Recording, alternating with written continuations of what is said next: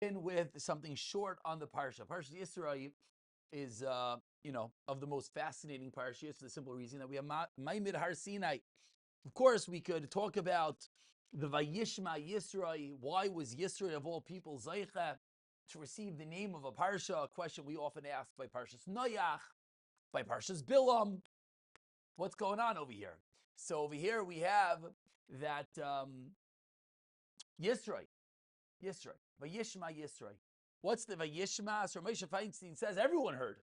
Everyone heard. But who are the ones that took the lesson that they heard and put it in their heart?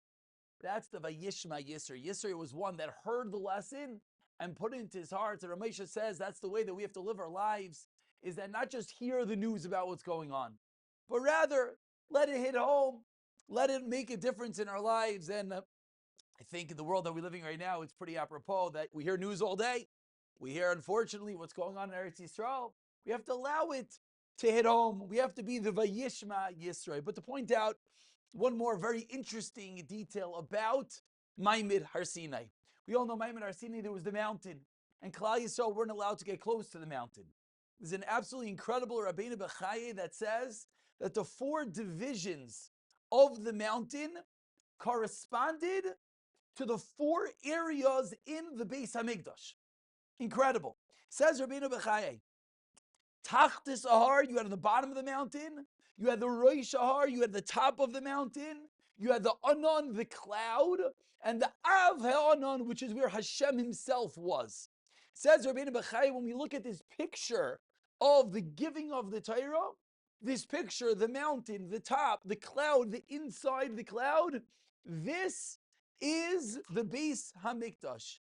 Umatzinu dugmasam bebeis Hamikdash. These 4 areas. What are these 4 areas?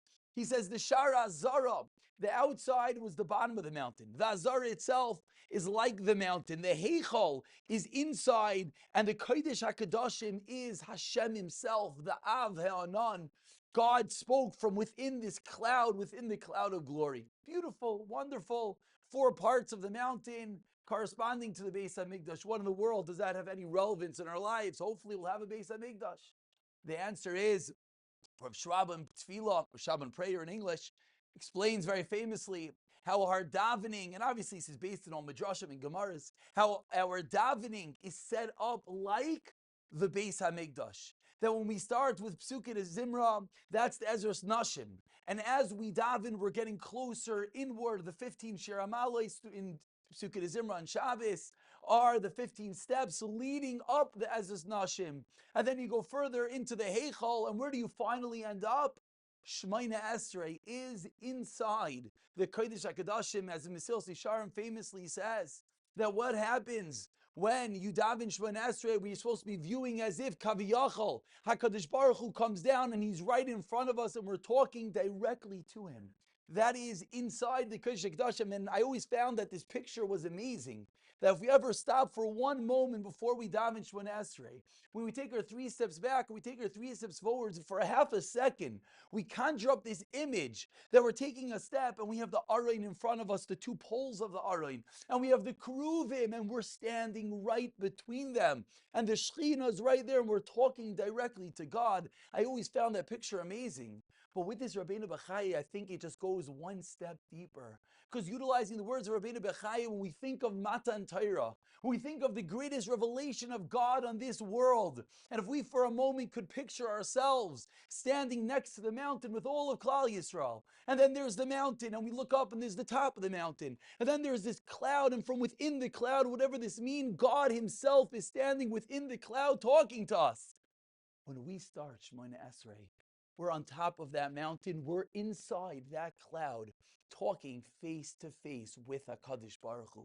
With that picture in mind, for that moment we could realize that yes, our tefillahs make a difference. Yes, every word makes a difference. Every syllable, every thought, every ounce, every extra minute, every extra second of kavanah. Because where are you during those few moments of kavanah during Shemona Esrei?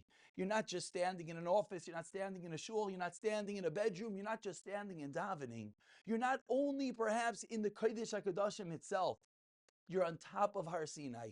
You're inside that cloud. You're standing there in an intimate embrace with our Creator Himself, talking face to face in a beautiful conversation, praising, requesting, asking, telling all our needs.